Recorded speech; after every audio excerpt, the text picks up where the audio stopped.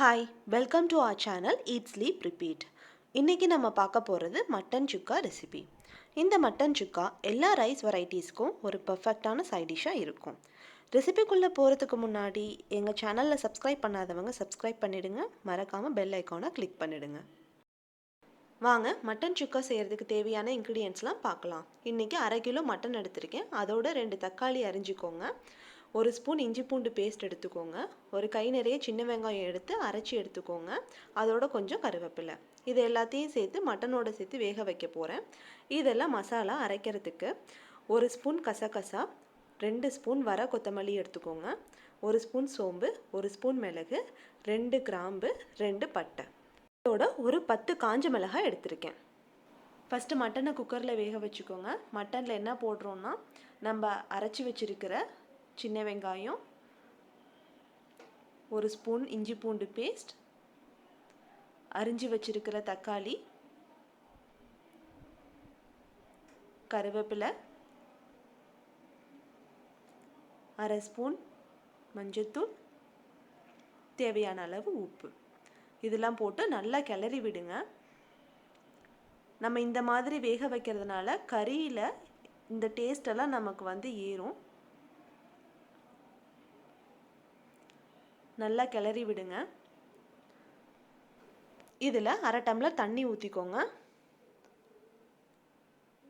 அவ்வளோதாங்க, தண்ணி ஊற்றியாச்சு. இப்போ மூடி போட்டு குக்கரை மூடி வச்சிடலாம்.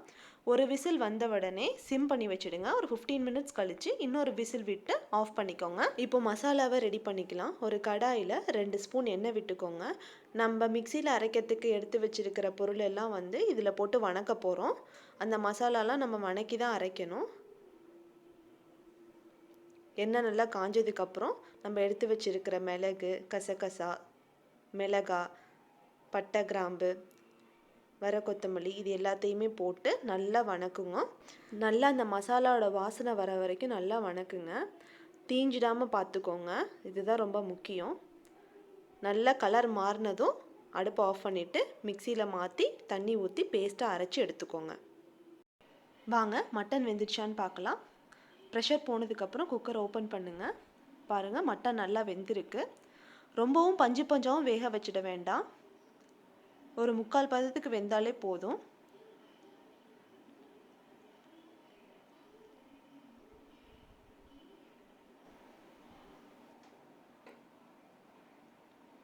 பாருங்கள், இதுதான் பதம். இப்போது கடாயில் 3 ஸ்பூன் எண்ணெய் விட்டுக்கோங்க.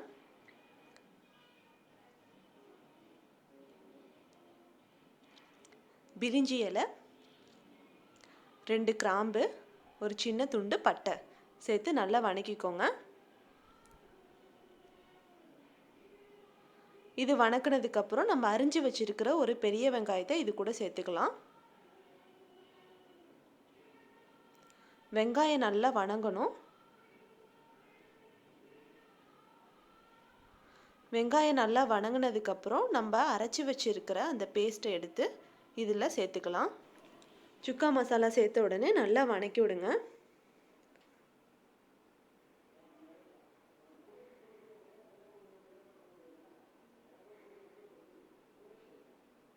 மசாலா ஒரு 2 நிமிஷம் நல்லா வணங்கினதுக்கப்புறம் நம்ம வேக வச்சு எடுத்துருக்கிற மட்டனை இது கூட சேர்த்துக்கலாம். மட்டனை இது கூட சேர்த்துட்டு நல்லா கிளறி விடுங்க.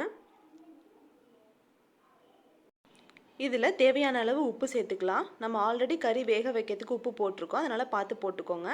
நல்லா உப்பு போட்டதுக்கப்புறம் கிளறி விடுங்க. கொஞ்சமாக தண்ணி ஊற்றிக்கோங்க. நல்லா கொதிக்கட்டும். இது தண்ணியெல்லாம் வற்றி நல்லா சுருளணும். மூடி போட்டு மூடி வச்சுடுங்க. சிம்லேயே வைங்க. அப்பப்போ திறந்து கிண்டி விட்டுக்கோங்க, இல்லைன்னா அடிப்பிடிச்சிரும். நான் இன்றைக்கி மட்டன் சுக்காவுக்கு 10 மிளகாய் எடுத்திருந்தேன். நீங்கள் அவ்வளோ காரம் வேணாம், குழந்தைங்கள்லாம் சாப்பிட முடியாதுன்னு நினச்சிங்கன்னா நீங்கள் மிளகாவை வேணால் கம்மி பண்ணிக்கலாம். ஒரு 6-7 மிளகா வச்சிங்கனாலே போதும். ஏன்னா தேங்காய் போட மாட்டோன்றதுனால நீங்கள் அதுக்கு தகுந்த மாதிரி காரம் பார்த்து போட்டுக்கோங்க. பாருங்கள், தண்ணியெல்லாம் சுண்டிடுச்சு. சுக்கா நல்லா ரெடி ஆகிட்டுருக்கு. இதுக்கப்புறம் அடிக்கடி கிண்டி விட்டுட்டே இருங்க, அடி பிடிச்சிரும். அதனால் நல்லா கிளறி விட்டுட்டே இருங்க. நல்லா சுருள வணங்கணும். அவ்வளோதாங்க, மட்டன் சுக்கா ரெடி ஆயிடுச்சு. இந்த ரெசிபி உங்களுக்கு பிடிச்சிருந்துச்சுன்னா இந்த வீடியோவை லைக் பண்ணுங்கள், ஷேர் பண்ணுங்கள். மறக்காமல் ஈட் ஸ்லீப் ரிப்பீட் சேனலுக்கு சப்ஸ்கிரைப் பண்ணுங்கள். தேங்க்யூ.